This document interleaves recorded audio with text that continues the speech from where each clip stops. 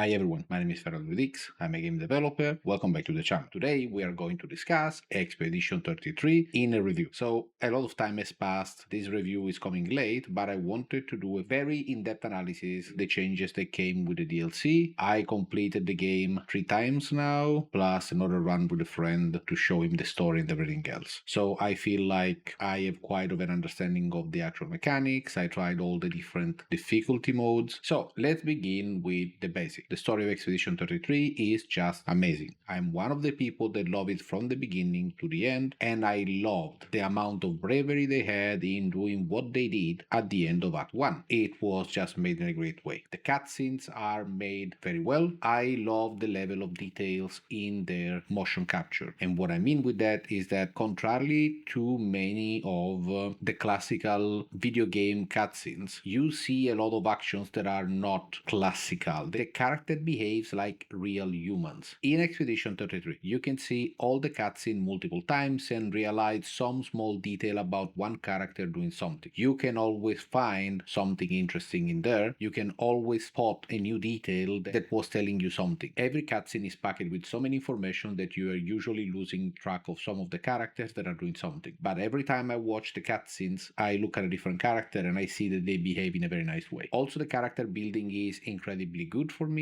They are incredibly coherent. Every single character has a specific set of personality traits and they work extremely well. I don't think I've seen one of the characters ever going out of the line or not behaving as I was expecting after beginning to know them. They are three-dimensional. They do not have only one thing that they focus on. They are multi-layer persons. The gameplay feels great. It's one game that I really enjoy to play for more than 200 hours. I love the fighting. I love the evolution in the JRPG genre, even if some people may claim it's not a complete evolution. There is a lot of Dark Souls or Souls-like games into this game. They did a very good job. The pairing feels great. Dodging feels good. It's not always trivial to figure out when to parry. There is a lot of trial and error that doesn't simply come from learning the pattern, but it's also coming from understanding when some specific attacks should be parried. That sometimes is not exactly the moment you are hit from the weapon. So it's a bit putting off some time, but in general it's done well. The technical side is a bit of a mixed bag. There are a lot of great things done in the game. One of them is the use of metahumans. I think they did a great job. The metahuman is also my avatar. This is not AI generated. It's a metahuman in real time tracking my face in a virtual space. They did a similar thing with way higher production value, but they were able to make an incredible work with a very low budget. I think they excelled in that. The graphic is okay. The positioning of the object is not always made with the logic, but in general, the art style is incredible. The way the game feels the moment you enter in the game is just incredible. The visuals are always incredible. I don't think there is one part of the game that doesn't look amazing. If you stop and watch around you or look around you, there is always something that is like, wow. When you look at the scene in Expedition 33, try to imagine being in first person view, virtual reality, or being there and watch around you in that kind of scene. That's incredible. They did a great job. Now, when it comes to the original game, you can see that they were not sure about how to tune some things for the players, but the last part of the game felt a bit weak. With that said, after the DLC, there has been a strong improvement in the balancement of the game, especially in the end game, and there has been a strong work in introducing a new area that is amazing. I love the new area. It's one of my favorite ones. I love what they've done with it. I love the fun they had developing it. I love everything that they did. It's an incredible area. I love exactly what they've done. Another incredibly positive point that people often forget is that by playing the game, you can unlock the skins for the characters. There are many skins in the game, and you don't have to pay for them. You just have to play to unlock them. You have to make challenges to unlock them. You unlock them by going around and doing stuff. Actually, I would have loved if they would have hide some of these skins even further behind doing more challenges or specific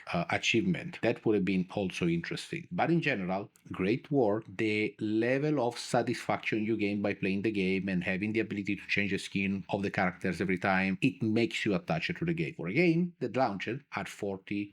Don't forget about it. In discount was even lower. It's just a good game. Apart from the skins, there are other great gameplay ideas. Something that I really loved and I felt fresh for me in the JRPG genre is the use of the Estus flask or something like the tint. They call them tint. But the the idea is that you have a number of flasks that will replenish every time you go to the bonfire or the flag in the game. So every time you rest, you recover all your tints and you can use them in the fight. That means you are not anymore bound in trying to win a battle without ever using an item. I struggle to myself in general to force myself to use the items I drop in the other games. In Expedition, I don't have this problem because I know that every flask, everything that I will use will be replenished at the end. Also, we don't have many useless loots that are usually used to have too many not helpful things in the game. You have a very specific amount of loots you can get and they work quite well. They also stole the idea of the Titanite or whatever from Dark Souls where you can upgrade the weapons. I feel they could have give you way more of these items considering the amount of weapons that are in the game. And you also have an upgrade system for the weapon that is very satisfying, and the Picto system doesn't use an upgrade specific system, but you can find them. Now, for the DLC content, the new area, I feel that everything they did there was very tasteful in the way of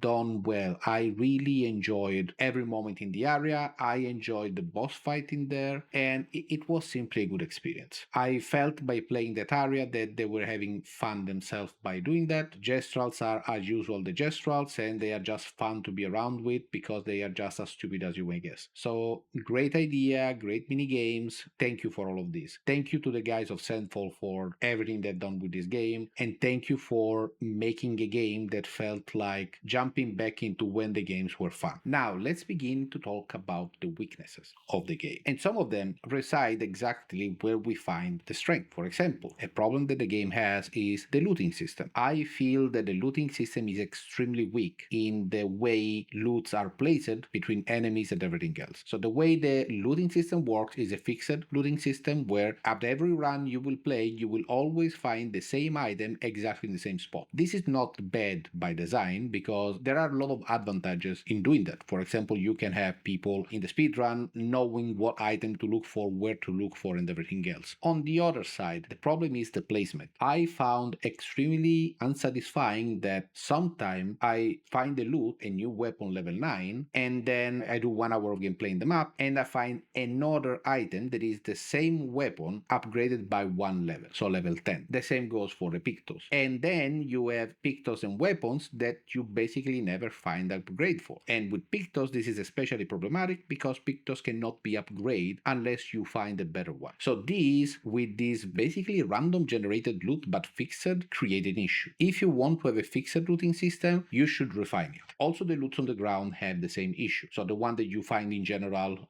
in the spot. At the beginning of the game, every loot had the same color. They improved it by making it look different. And they used again a similar trick to Dark Souls where your loot look like a soul in Dark Souls. It's just this ethereal flame that you find on the ground. It's great. You can tell what it is in there, but I can tell you every time I found the white loot, the chroma, it was extremely unsatisfying because the amount of chroma they give you in these spots is extremely low. If they felt that they didn't want to ruin the economy, they could have probably just increased the amount of items to level up your weapon that you find on the ground so you don't have to do it in different way. Also, weapons, they are great, but there are really very few of them that are actually helpful. Many of them are a bit on the weird side, and especially with the girl that used Tarot, we don't want to spoiler to people the characters, it was challenging to find out how to find a tactic to use the weapon properly. Also in a game where elemental fight can be relevant and every character or every attack has an element, it would be important to have at least a set of weapons for every character that cover all the different elements. Thing that is not happening in the game. You may have characters that are focusing on specific elements and they don't have any other option for real. Even with the weapons that can have elemental damage, they may not have a choice. You may not have an electrical weapon for character A, or you may not have an ice weapon for character C. In this game, the damage is not a huge problem, but it's a problem in the balancement in the game. Another issue is the balancement itself. If you play the game for the first time, you don't really realize that, or you may realize it, but if you're a completist, a person that like to do every single thing in the game, and it happens very often when you enjoy the game, you will find yourself over-leveled quite quickly. I would have actually also loved to have an idea of what level of the enemies you're facing, because it's very challenging to figure out while you're playing the game, what are you supposed to do when. Like, apart from the danger that appears when something is really too challenging, in general, you don't know what is the level of the area. You have no idea what you're going to face, and it's really trial and error. I don't know if it is by design, it was just not extremely satisfying. Another huge weakness of the game, in my opinion, is the gameplay balancement. If you had made a mistake to spend some point in defense in your first levels, you will basically figure out that you made a big mistake. In this game, defensive play, especially in the first level, doesn't exist. The only thing you can do is crank up might for the damage and attack. Another issue is that most of the stats that you get in the end game are coming from the Pictos, and the maximum amount of stats you get from your character by leveling it up is not that big compared to these Pictos. This creates a strong imbalance in the way you are supposed to build your character. Healing is completely useless because you have plenty of tints. In the end game, you will have so many tints and so many Pictos or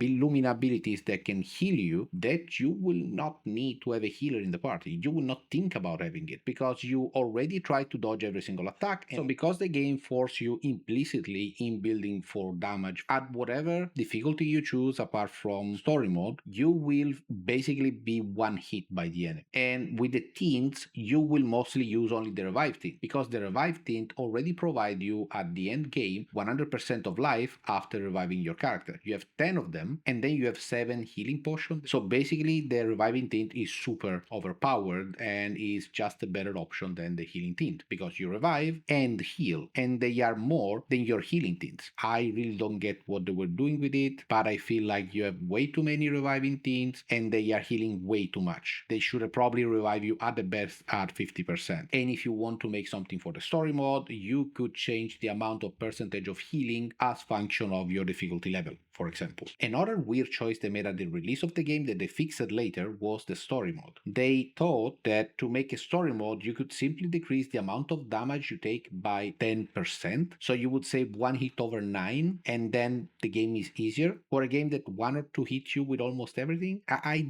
didn't really get what they were trying to do. I appreciated that they moved the damage reduction to 50% into after the DLC as a patch, but again, how you come up with 10% being a good number, I really don't get it. Now it's time for the numerical evaluation. I will give a vote to the game, but we will do it in a bit of a different way here. I don't think you can have one vote that encompasses all the different kind of players in any game. In my evaluations, 9 is an extremely high vote. 7 is what you could expect from many games. 7.5, 8 is what you expect from many good games. 6 is a game that is basically sufficient. That means you are getting a decent game out of that, but there will be 5s and less, and these are games that I consider negative, and there will be 5 and less. For example, if we were to review Pokemon ZA, we would expect a vote that is between 3 and 4 for the game, and we're talking about a very bad evaluation. When reviewing a very good game, you could expect something like 8, 8.5 to be a very good evaluation. 9 is incredibly good, 10 is impossible to reach. So our first type of player is the casual gamer. The casual gamer is a person that plays once the game, is not interested in multiple runs, maybe doesn't even do multiple endings if there are. It just play and is focusing on the first time you play the game. Is the one that care about the story, that will enjoy it, and that will just progress in the game without thinking too much about all the different potential builds you can do and my defensive build doesn't work. No, you will simply switch to the most effective tactic and you will end the game in the best possible way. This is the kind of gamer that this vote will be for. So for the casual gaming, Expedition 33 is 9 out of 10. It's an incredibly high evaluation. I still don't feel like giving it 9.5 despite I'm fighting about it. I think there is a masterpiece that would deserve it. But in general, 9 I think is a great evaluation. You play the first time, you enjoy the story, you enjoy the characters, and you will not look at all the details not satisfying in a more deep analysis. The second category of gamers is the hardcore gamers. In the case of an hardcore gamer, the story is something you do once, you are not anymore interested. I mean, you can look the cutscene again, but not that critical. You're not that interested in the story. You're interested in a numerical aspect, in exploring the game, try to beat it at different level of difficulty, try to squeeze as much as you can from the game. I think that for them, this game falls a bit on the weak side, despite with a new DLC addition, there are new end game bosses that are incredibly interesting. But I still feel like the game is a bit weak on that side. Once you learn the patterns, there is not really a humongous challenge in there. So in general, for that kind of gamers, if you want to play the game multiple and multiple times and you want to spend hundreds, thousands of hours on the game, I would say the game is 7.5.